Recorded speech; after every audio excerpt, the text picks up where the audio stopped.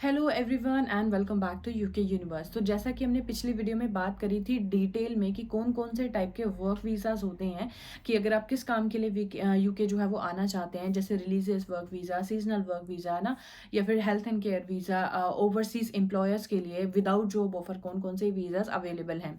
तो आज की वीडियो में हम बात करेंगे स्किल्ड वर्क वीज़ा के लिए, कि अगर आप कोई काम करते हैं, चाहे वो आप IT प्रोफेशनल हैं, चाहे आप इंजीनियर हैं, चाहे आप कंस्ट्रक्शन फील्ड में काम करते हैं, या किसी भी टाइप की जो भी आप जॉब करते हैं, अगर आपको उस जॉब से रिलेटेड यूके आना है, अगर आप उस जॉब में आना चाहते हैं यूके में, तो आपको स्किल्ड वर्कर वीज़ा के लिए अप्लाई करना पड़ेगा। कैसे आप अप्लाई कर सकते हैं, क्या क्या रिक्वायरमेंट्स होती हैं, क्या डॉक्यूमेंट्स आपको लगाने पड़ेंगे, तो इसके लिए आपको इस वीडियो को पूरा देखना पड़ेगा, एंड तक ज़रूर देखें। और जो भी मेरे चैनल पर नए हैं तो प्लीज़ सब्सक्राइब ज़रूर कर दें, क्योंकि यहाँ पर आपको मिलेगी हर वो न्यूज़ जो यूके आने के सपने को पूरा करेंगे। तो किसी भी इंफॉर्मेशन के लिए आपको यूके गवर्नमेंट की जो ऑफिशियल वेबसाइट है, आपको वहां पर जाकर के चेक करना है। तो स्किल्ड वर्कर वीज़ा क्या होता है? स्किल्ड वर्कर वीज़ा अलो करता है किसी को भी जो यूके आना चाहते हैं और यूके आकर के एक एलिजिबल जॉब जो है वो करना चाहते हैं। तो अगर आप भी यूके आकर के कोई एक एलिजिबल जॉब जो करना चाहते हैं, तो आपको स्किल्ड वर्कर वीज़ा के लिए अप्लाई करना चाहिए। तो एलिजिबिलिटी में क्या होता है कि क्या कौन कौन इस वीज़ा के लिए एलिजिबल है, तो उसके लिए सबसे पहले क्या है, आपका जो एम्प्लॉयर है वो यूके होम ऑफिस से अप्रूव होना चाहिए। यानी कि जॉब आपने यहाँ पर करनी है, तो जो भी आपका एम्प्लॉयर है वो होम ऑफिस से अप्रूव होना चाहिए। इसके साथ ही आपका जो एम्प्लॉयर है आपको वो सर्टिफिकेट ऑफ स्पॉन्सरशिप देता है, जिसमें आपकी जो डेट ऑफ मेंशन जॉब है वो मेंशन होती है, कि आप कब जॉब शुरू करने वाले हैं, क्या आपका रोल है, क्या सैलरी होगी, वो सारी डिटेल्स जो है वो उसमें मेंशन होती है। यानी कि आपको अपने लिए एक स्पॉन्सर जॉब जो है वो ढूंढनी है। तो स्पॉन्सर जॉब कैसे ढूंढनी है, उसके लिए चैनल के ऊपर बहुत सारी वीडियोस हैं, आप वहां पर जाकर के चेक कर सकते हैं कि घर बैठे बैठे स्पॉन्सर जॉब आपको कैसे मिलेगी, कैसे आप डिफरेंट वेबसाइट्स को यूज करके ढूंढ सकते हैं। इसके साथ ही जो जॉब है, बहुत अच्छा है कि अगर वो आपकी जॉब है वो शॉर्ट ऑक्यूपेशन लिस्ट में आती हो, तो यूके गवर्नमेंट की ऑफिशियल वेबसाइट पर जाकर के आप चेक कर सकते हैं कि कौन कौन सी जॉब्स हैं वो जो शॉर्ट ऑक्यूपेशन लिस्ट में आती हैं। और अगर आप चाहते हैं तो मैं इस पर एक वीडियो भी बना सकते हैं कि कौन कौन सी जॉब जो है वो शॉर्ट ऑक्यूपेशन लिस्ट में आती हैं। उसके साथ ही आपकी जो सैलरी है वो डिपेंड करती है जॉब के ऊपर। डिफरेंट टाइप की जॉब की डिफरेंट सैलरीज होती हैं, तो जो मिनिमम सैलरी है वो आपको देनी ही देनी पड़ेगी। तो मिनिमम सैलरी हो, इतना ध्यान रहे। तो ये जो एलिजिबिलिटी है इस वीज़ा के लिए, तो जो मेन एलिजिबिलिटी है वो यही है कि आपको सबसे पहले अपने लिए एक स्पॉन्सर जॉब जो है वो ढूंढनी पड़ेगी। इसके साथ ही नॉलेज ऑफ इंग्लिश की बात करते हैं कि आइल्स ज़रूरी है। देखिए, जब भी आप यूके आते हैं तो आपको प्रूव करना पड़ता है कि आप यूके में आकर के मतलब यहाँ पर एडजस्ट कर सकते हैं, बोल सकते हैं, लिख सकते हैं, पढ़ सकते हैं, कि इंग्लिश जो है वो आपके लिए सही है, कि आप समझ सकते हैं। तो इसके लिए ज़्यादातर आप आइल्स दे सकते हैं, और या फिर सेल्फ जो टेस्ट होता है वो भी दे सकते हैं। डिपेंड करता है, अगर आपने जो अपनी ग्रेजुएशन या जो भी डिग्री की है अगर वो सारी इंग्लिश में की है, तो उनके उस केस में मे बी आपको नहीं करना, प्रोवाइड नहीं करानी पड़े, आइल्स की जरूरत नहीं पड़ेगी। तो वो डिपेंड करता है कि किस टाइप की प्रोफाइल है। ज़्यादातर केसेस में आप आइल्स या जो सेल टेस्ट है वो दे सकते हैं। How long you can stay, तो आप यूके में 5 साल के लिए वर्क वीज़ा पर रह सकते हैं।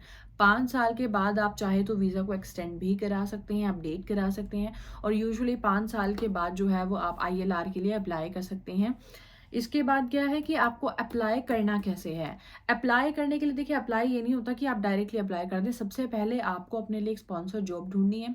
जब आपके सारे के सारे जो डॉक्यूमेंट्स हैं वो रेडी हो जाते हैं, फिर आपको उस वीज़ा के लिए अप्लाई करना है, क्योंकि अप्लाई करने के बाद आपको अपने डॉक्यूमेंट्स वगैरह अपलोड करने पड़ेंगे। तो सबसे पहला काम क्या है, आपको अपने लिए स्पॉन्सर जॉब ढूंढनी है, जो भी अदर डॉक्यूमेंट्स हैं वो रेडी करने हैं। उसके बाद अप्लाई करने के लिए आपको किसी एजेंट के पास नहीं जाना, आप खुद से कर सकते हैं। गवर्नमेंट की ऑफिशियल वेबसाइट पर जाएं, वहां पर आपको अप्लाई का ऑप्शन दिखेगा, आप अप्लाई कर सकते हैं। अगर आप outside of the UK apply कर रहे हैं तो 3 वीक का टाइम लगेगा।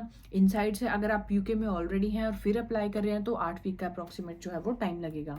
इसके साथ ही कॉस्ट कितनी आती है, कितना खर्चा आएगा, तो जब भी आप यूके आते हैं तो आपको एप्लीकेशन फीस देनी पड़ती है। वो डिपेंड करता है कि आप इस वीज़ा को 3 साल के लिए ले रहे हैं या 5 साल के लिए ले रहे हैं, ठीक है ना। तो एप्लीकेशन फीस होती है वो आपको पे करनी पड़ेगी। इसके साथ ही हर साल के लिए IHS फीस, जो नेशनल हेल्थ इंश्योरेंस होता है, NHS फीस, वो आपको पे करनी पड़ेगी।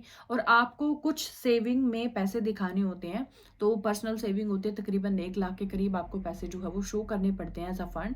तो वो आपको जो है वो इस वीज़ा के लिए दिखाने पड़ेंगे। पड़ेंगे। डॉक्यूमेंट्स में सबसे पहले आपको कोर्स लेटर चाहिए होता है, जो कि सर्टिफिकेट ऑफ स्पॉन्सरशिप होता है, जो आपको आपका एम्प्लॉयर देता है, जहाँ पर आपके टाइटल जो है, जॉब, सैलरी, रोल जो है वो सब कुछ मेंशन होता है। इसके साथ ही आपके पास वैलिड पासपोर्ट होना चाहिए और फिर आपको नॉलेज ऑफ इंग्लिश का प्रूफ देना पड़ेगा।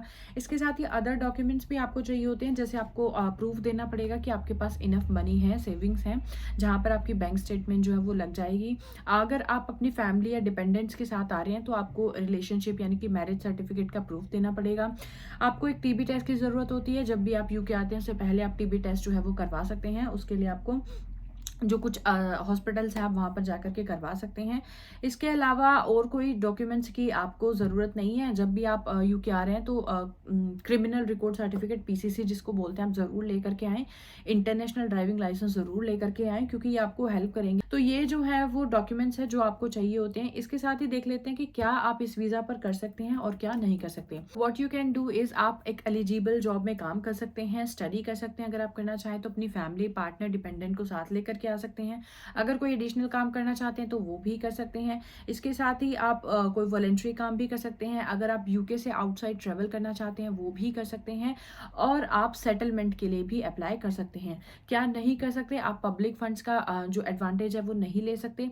और अगर आप अपनी जॉब को चेंज कर रहे हैं तो उसके लिए आपको जो है वो अपने वीज़ा को अपडेट कराना पड़ेगा, अपनी जो कोर्स लेटर है उसको अपडेट कराना पड़ेगा। आपने डिटेल में देखा कि किस तरह से आप स्किल्ड वर्कर वीज़ा के लिए जो है वो अप्लाई कर सकते हैं, क्या आपको चाहिए। तो सबसे मेन जो डॉक्यूमेंट है, सबसे पहला जो काम है वो आपको अपने लिए एक स्पॉन्सर जॉब जो है वो ढूंढनी पड़ेगी। इसके लिए आप जो इन वीडियोस को है वो देख सकते हैं, क्योंकि यहाँ पर मैंने डिटेल में बताया है, करके भी दिखाया है कि आपको स्पॉन्सर जॉब जो है वो कैसे ढूंढनी है।